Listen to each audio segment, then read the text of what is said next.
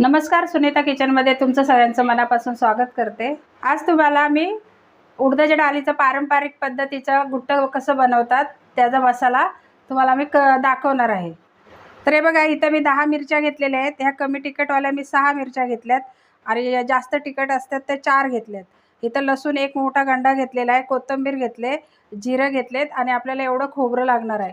तुम्हाला जर ह्याच्यात कमी जास्त करायच्या असल्या, तिखट मिरच्या कमी करणार असल्या तर कमी करू शकता। आता ह्या मिरच्या आहेत ना, त्या आपल्याला अशा तोडून घ्यायच्या आहेत। हे बघा, अशा प्रकारे। चला मी आता गॅस पेटवून घेते।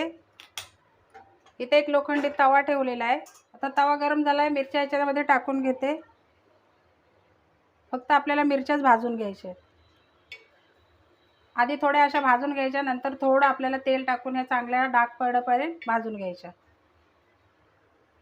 आता इथे हलक्याशा भाजल्यात मिरच्या आपल्या। इथं मी थोडा पाव चमचा मी तेल टाकून घेते याच्यामध्ये आणि मस्त याला डाग पडेपर्यंत आपण भाजून घेऊया।